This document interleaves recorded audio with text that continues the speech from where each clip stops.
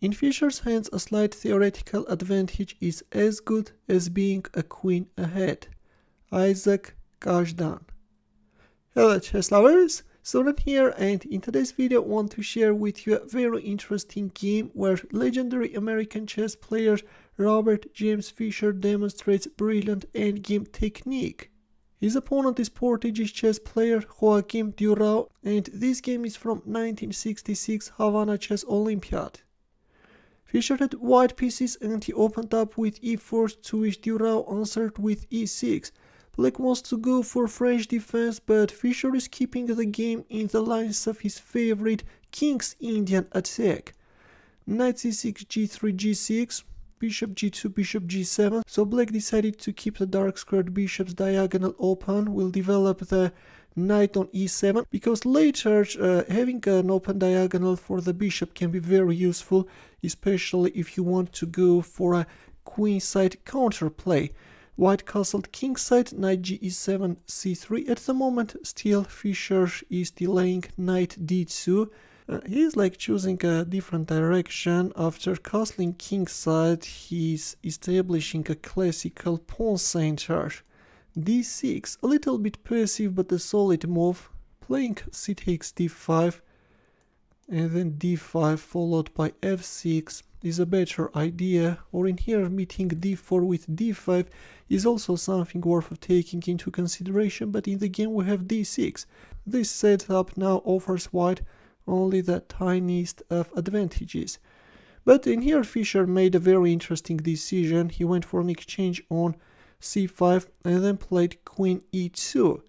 Now both the rook can occupy the d file, also he wants to get a wedge on e5, thus freeing the e4 square either for the queen or for the knight.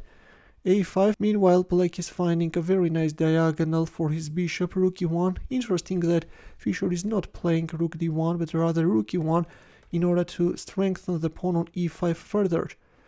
Rook e1 was met with bishop a6, queen e4, rook a7. From the 7th rank, black can now switch his rook into the game. Can have a control over the d file, also from d5 can put a useful pressure on e5.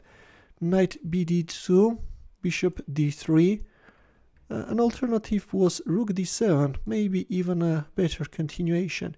If a4 trying to occupy c4 square with the knight, then rook d5.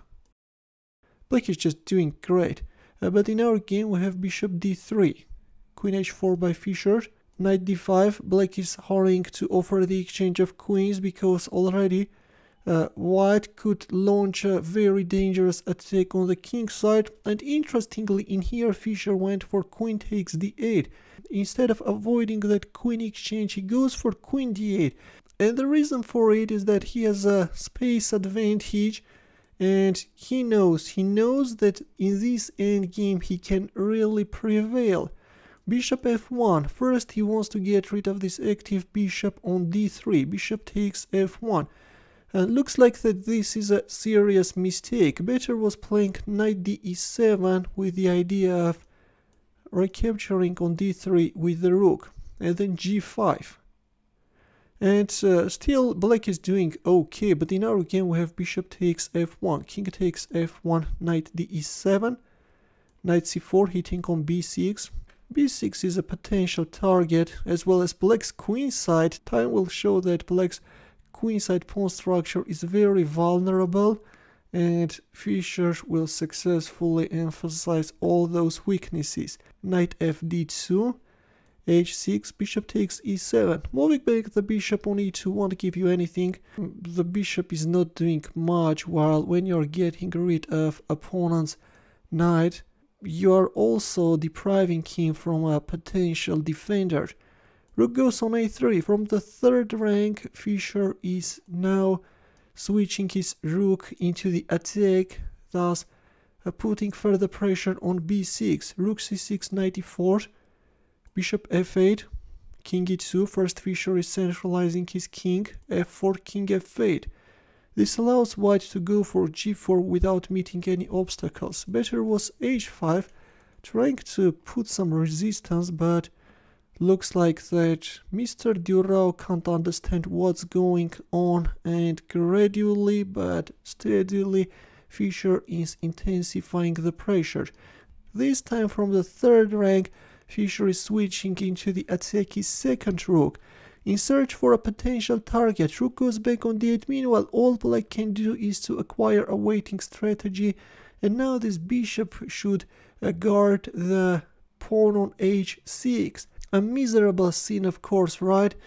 It may seem that black is holding, managed to set up a tough defense, but that's not true. As we have reached the critical position, please pause the video and try to find Fischer's next move. Already it's high time to land heavy punches. Ready? Here we go. In here Fischer played knight takes a5. By the way, if you first considered knight f6 check and only the knight a5, let me tell you that you are absolutely right. That's also playable. The move order is not important. In the tournament book, we can read the following about this beautiful knight sacrifice. A Petite Combinaison in the style of Capablanca.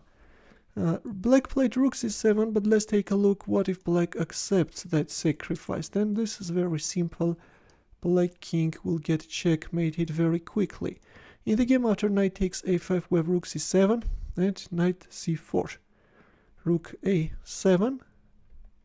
Well, if rook b7, then just rook b5 followed by a5. Black played rook a7, counterattacked white pawn, and the pawn on b6 also dropped.